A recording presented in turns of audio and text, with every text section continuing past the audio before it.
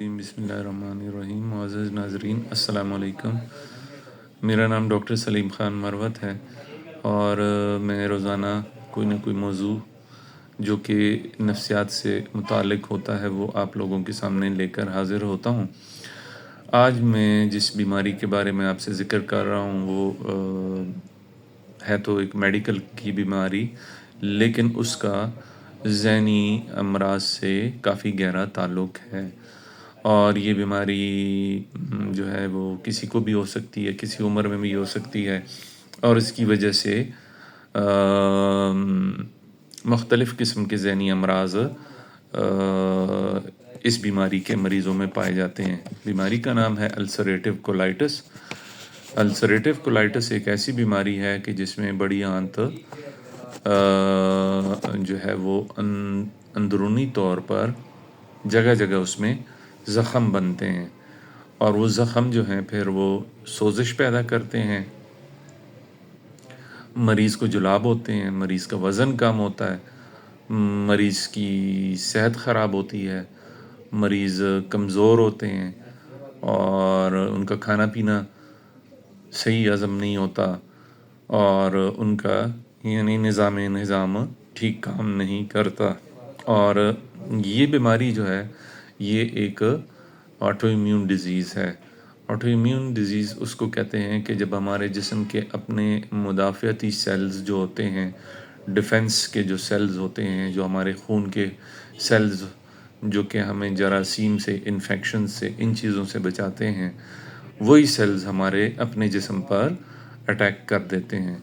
तो ulcerative colitis जो है ये एक ऑटो इम्यून डिज़ीज़ है और ये लाइफ लॉन्ग रहती है।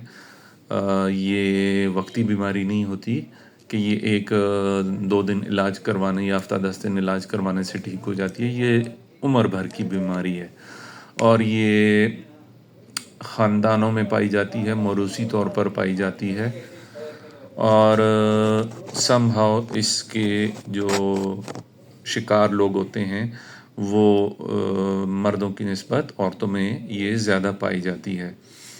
तो मैं अल्सरेटिव कोलाइटिस के बारे में इतना कुछ सिर्फ आपको बताने के बाद अब मैं आऊँगा उन नफ्सियाती अलामात की तरफ जो अल्सरेटिव कोलाइटिस में पाए जाते हैं और जिसमें एक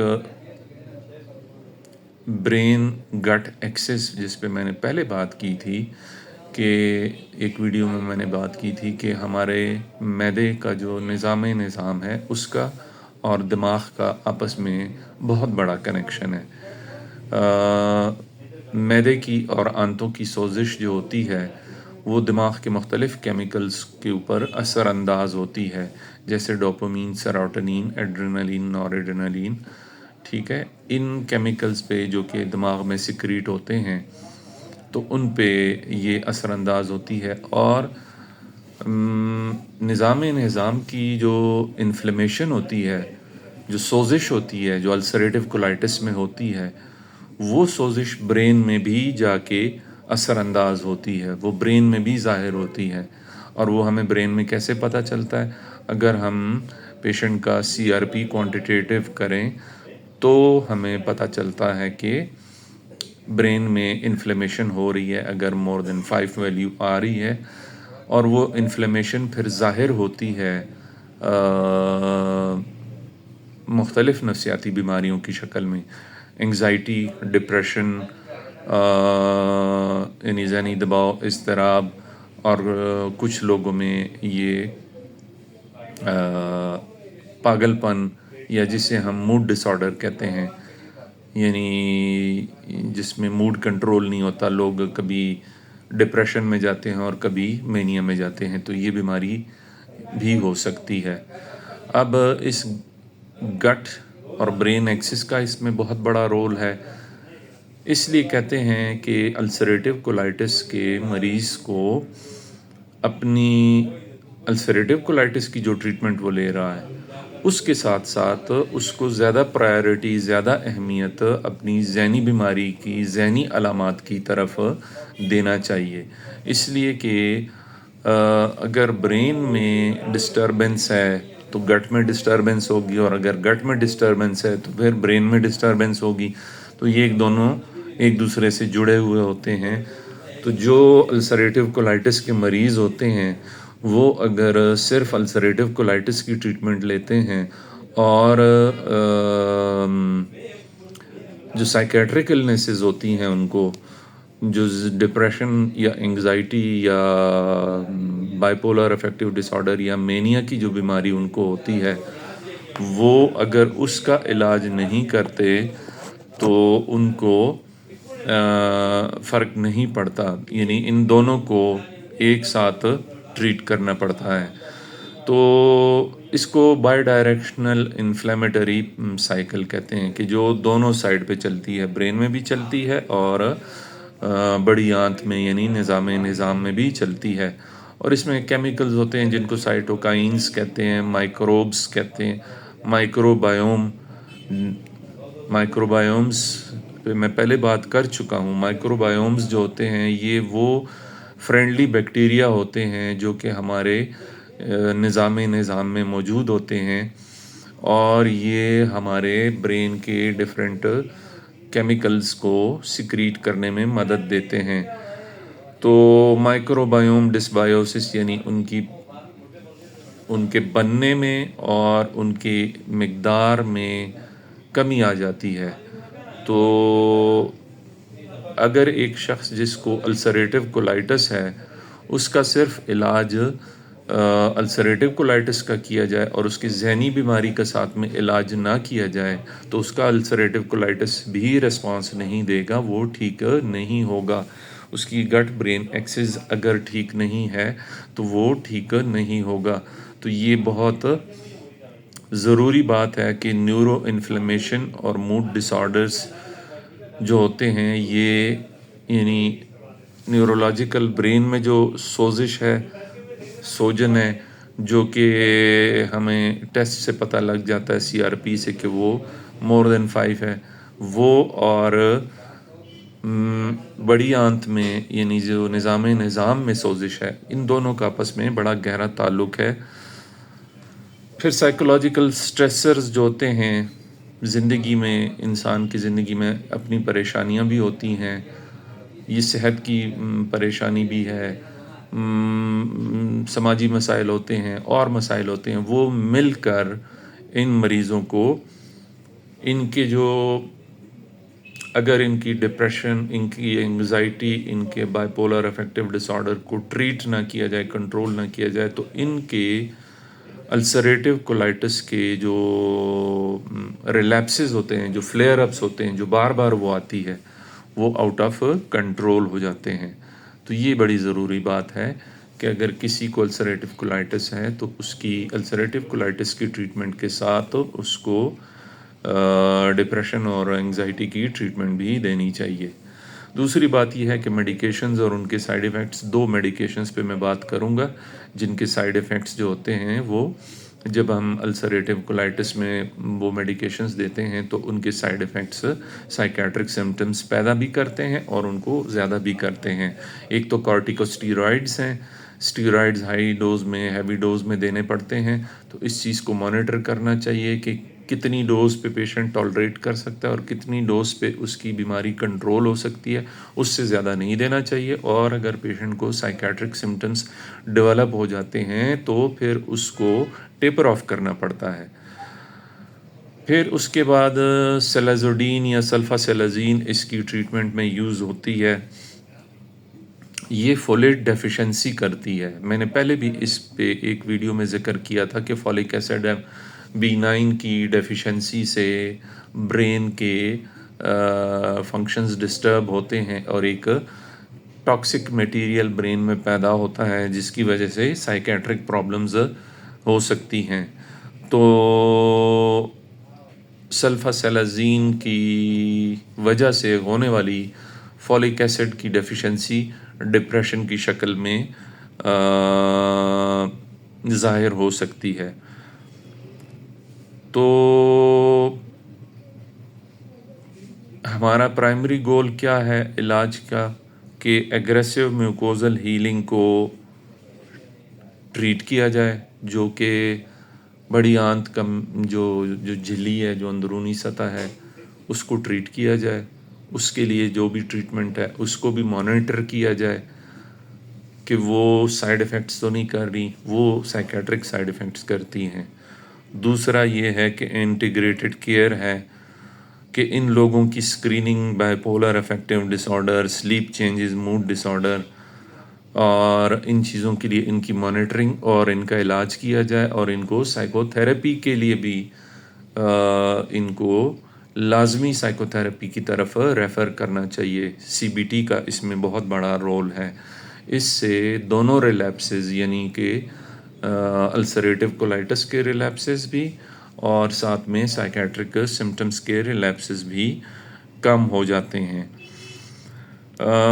اسٹیرائڈ انڈیوسڈ اور فولیٹ کی میں نے بات کر لی ہے۔ اس میں ایک ضروری بات جو میں بتانا چاہتا ہوں کہ ایسے مریضوں کو اگر کبھی کوئی انفیکشن ہوتی ہے تو ان کو کوئنولونز نہیں دینے ہوتے۔ کوئنولونز انڈیوسڈ سائیکوسس بڑی کامن ہے، اور یہ لوگ پرون ہوتے ہیں کہ کوئنولونز کی وجہ سے، یعنی سپروفلکسسن یا لیوفلکسسن یا یہ جو سیریز ہے، اور میکرولائڈز جس طرح کلیرتھرومائسین، ایزیتھرومائسین، ایریتھرومائسین، یہ سیریز کی میڈیکیشنز بھی ایوائڈ کرنی چاہیے۔ ان کی وجہ سے بھی ان کی سائیکیٹرک سمٹمز ورس ہو سکتے ہیں، یا سٹارٹ ہو سکتے ہیں، یا زیادہ ہو سکتے ہیں۔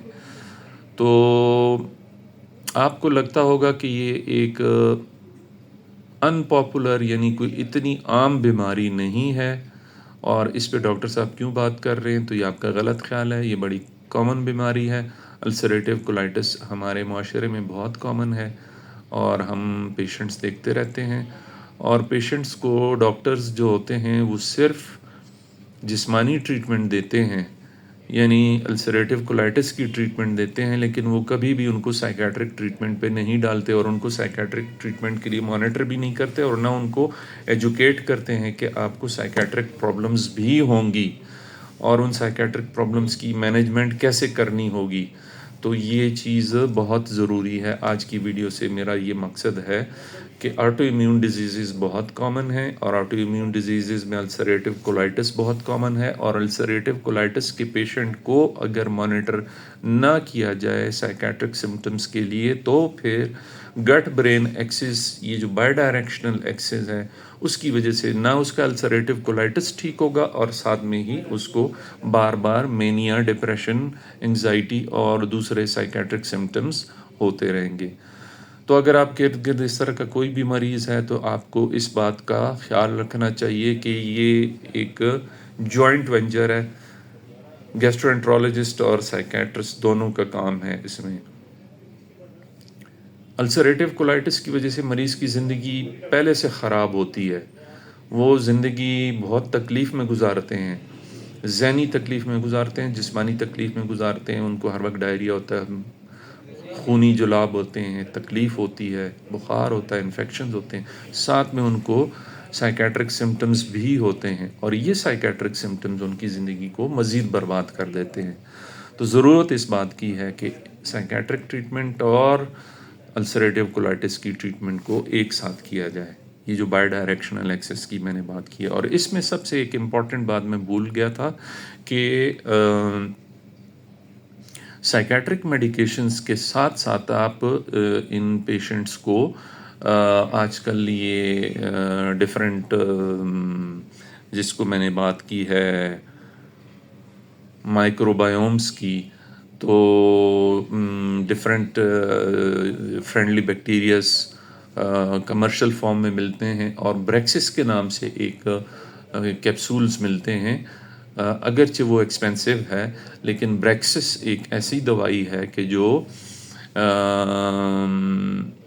آپ کو وہ آپ کی جو فرینڈلی بیکٹیریا کی تعداد جو ڈسبایوسس میں نے بات کی تھی ان کو ریپلینش کرتی ہے، ان کو ریپلیس کرتی ہے۔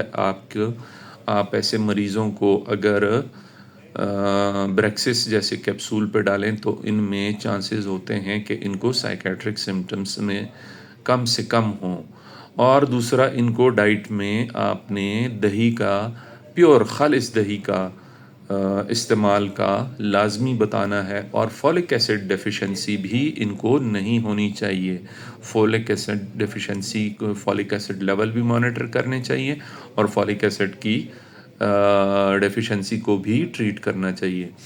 تو السریٹیو کولائٹس کے پیشنٹ کو صرف اسٹیرائڈز یا سلفاسیلازین یا کچھ اور ڈیزیز موڈیفائنگ ایجنٹس دے کر اسے یہ کہہ دینا کہ بس اب آپ اپنی زندگی گزاریں، یہ علاج کمپلیٹ نہیں ہے۔ آپ کو فولک ایسڈ، آپ کو فرینڈلی بیکٹیریاز، آپ کو گٹ کی انفلیمیشن، برین کی انفلیمیشن، یہ ساری چیزیں جن پہ میں نے بات کی، ان سب کو مائنڈ میں رکھنا چاہیے۔ تو امید ہے کہ یہ آج کی ویڈیو آپ لوگوں کے کسی نہ کسی طریقے سے کام آئے گی۔ میں نے ریسنٹلی ایک پیشنٹ کو دیکھا ہے، پہلے بھی میں دیکھتا رہا ہوں، لیکن میں نے ریسنٹلی ایک پیشنٹ کو دیکھا ہے، اور ان کو جس تکلیف میں دیکھا ہے تو اس سے مجھے یہ پھر ایک یاد دہانی ہوئی کہ مجھے اس موضوع پر بات کرنی چاہیے کہ السریٹیو کولائٹس کے پیشنٹس کو صرف گیسٹرونٹرولوجسٹ کی ٹریٹمنٹ دینا ان کے ساتھ زیادتی ہے۔ ان کو سائیکیٹرسٹ کو لازمی دکھانا چاہیے، اور سائیکیٹرسٹ کے پاس ریگولر لائف لانگ ٹریٹمنٹ لینی چاہیے، چونکہ ان کی السریٹیو کولائٹس بھی لائف لانگ ہوتی ہے، اور ساتھ میں ان کو سائیکو تھراپی کے سیشنز بھی ریگولر لینے چاہیے۔ تو امید ہے کہ آج کی ویڈیو آپ کو مفید لگی ہوگی، اور اگر آپ کے ارد گرد کوئی بھی فیملی میں ایسا کوئی پیشنٹ ہے جس کو السریٹیو کولائٹس ہے تو اسے آپ لازمی سائیکیٹرسٹ کو دکھائیں گے، اور وہ پھر سائیکیٹرسٹ ڈیسائیڈ کرتا ہے کہ کون کون سی انویسٹیگیشنز اور کیا کیا چیزیں کرنی چاہیے۔ تو میں آپ کو جاتے جاتے وہی بات کروں گا کہ اپنے دل و دماغ کا، اپنی روح جان کا خیال رکھیں، اپنے ارد گرد لوگوں پہ نظر رکھیں۔ آپ کو نہیں پتہ ہوتا کہ آپ کے کس کولیگ کو، آپ کے کس فیملی ممبر کو، آپ کے کس دوست کو کیا تکلیف ہے۔ ہم لوگوں کو بارے میں اندازے لگاتے ہیں، ہم لوگوں کے بارے میں باتیں کرتے ہیں، ہمیں نہیں پتہ ہوتا کہ وہ کسی بہت بڑی تکلیف سے گزر رہے ہوتے ہیں۔ تو مجھے اپنی دعاؤں میں یاد رکھیں، اور انشاءاللہ آپ لوگوں سے دوبارہ ملاقات ہوگی۔ تھینک یو سو مچ۔ اللہ حافظ۔